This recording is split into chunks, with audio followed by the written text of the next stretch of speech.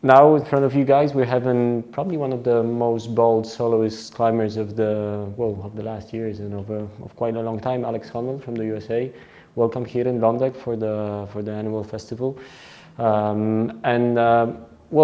it's very nice to have you here.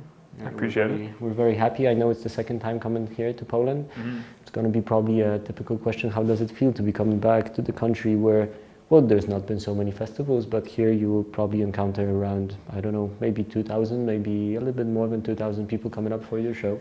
Yeah, it's actually pretty impressive to me, like how big the climbing community here is, considering how bad the weather is and how far away the rocks are. I'm just like, man, yeah, it's like, I was really surprised driving into town here. It seems like such a small town, and then we got to the heart of the festival, and I'm like, oh my gosh, there's so many people. It's like pretty cool to see. Yeah. Very happy for it, and very happy to have a big start here. I mean, you basically came half an hour or an hour ago, and since then you're mostly giving up interviews and chatting with the media. And it's nothing strange to say that since free climbing, solo free climbing El Capitan, probably a lot of this media attention has been on you since the last month. Yeah, for sure. Certainly after soloing El Cap, there's been like a big spike in interest, which is interesting to me because I don't know, El Cap is a big deal to me for sure. I mean, that's why I've cared about it for so long, but you know, I mean, it's sort of an incremental step, you know, like I've been doing a lot of soloing for years, but yeah, Freerider definitely like captured the imagination in a way that the other routes haven't. I remember we talked about this probably some 5 or 6 years ago during the festival in Poland in Łódź. Oh, yeah. And I remember asking you the question, like, is it some sort of a goal that was going around your head to? Oh yeah, what did I say? Yeah, what did you say? You said that obviously it is something that is there, but it's not yet becoming a real goal. Mm-hmm. Yeah, that's very fair. Because I mean, I've been thinking about it since 2009, but every year I would show up in Yosemite and look at the wall and just be like, oh no, like that's not possible. Mm-hmm. And so it was always more like a dream or like a fantasy, you know, rather than like an actual goal. And it's only really been in the last year and a half that I'm like, okay, I'm gonna specifically work on this as like a project. What was the working process? What did the working process consist of? Well, climbing the route, rappelling down the route, and memorizing moves, and like working on different sequences. And a big part of it actually was exploring variations and potential, like to go around certain sections.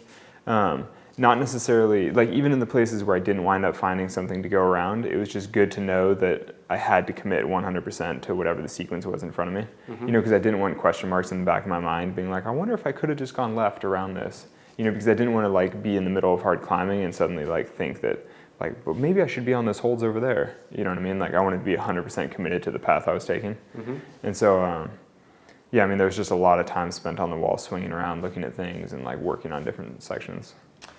Just for the audience, for all of you folks listening or watching this, we're talking about the first solo ascent of El Capitan. We're talking about the solo ascent that Alex made. It was like a month ago? Or no, it's in June now. It's 3 months. I know it feels like a long time now. Yeah. Time flies, huh? Yeah. So we're talking about this. My question would be a little bit, would you be able to recall each of the moves, each of the steps, each of the meters by heart right now? I can recall all the important moves for sure. Okay. I mean, on the easy terrain, I can just sort of swim up it and it feels very relaxed, very fun. But the hard parts, yeah, I have fully memorized still. What were the hardest parts of the route? Well, so there's some low angle slabs down low that aren't physically very difficult, but they're so low angle, it means all your weight's on your feet and there are no handholds at all. So it's like, it feels very scary because if one of your feet slips, like you'll die. So those were obviously a challenge. And that was more like a psychological challenge to be able to trust my feet and feel comfortable. Mm-hmm. And then the physical challenge is up higher on the route. There's like a small boulder problem that's just like quite hard, very small holds, like hard to pull. Yeah. But did you have any special preparation for the mental part? Or the mental preparation was just a rehearsal of the route? Yeah, the mental preparation was the rehearsal, and also just a lot of time visualizing and imagining and believing. You know, I mean, I think that the biggest challenge in free soloing El Cap was like believing that it's possible, which, took years to get to the point, of it going from a dream to like an actual project. Like, I don't know, I mean, because every time you look at the wall, like it looks crazy. It looks crazy. It looks very, I guess for many people it looks like you would have to be a madman to commit into a thing like this. Yeah, for sure. And even for me, like I was actually just in Yosemite 3 days ago, and looking at El Cap, like it doesn't look any different to me. Like even after having soloed it, I still look at the wall and I'm like, that's a really big wall. Like it's. Okay, looking at all of this, would you still how would you consider yourself as a climber? Would you consider yourself mostly as a solo climber? Would you consider yourself as a rock climber? No, I call myself a rock climber. I think I'm a very well-rounded general climber because I can climb big walls or speed climb or I sport climb it.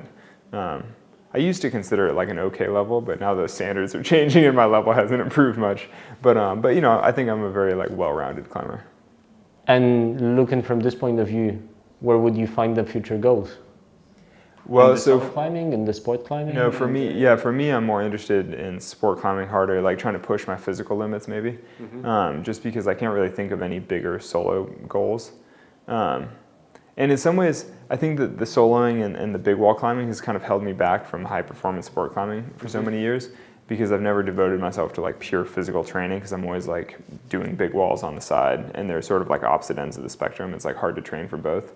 So hopefully now that I've sort of achieved what I wanted to in big wall and solo climbing, like maybe I can focus on the other end of the spectrum more. But we'll see. Maybe the Olympic Games, huh? I wish. If I was like 20 years younger and I was training a lot harder. You would be thinking about it? I mean, yeah. I'm sure if I was if I was a 15-year-old in the gym right now, I'm sure I'd be like super motivated. Oh, that's nice to hear, in fact. No, I mean, I love gym climbing. I love all climbing. If I was good enough to do that, I surely would. I mean, I think it'd be really cool.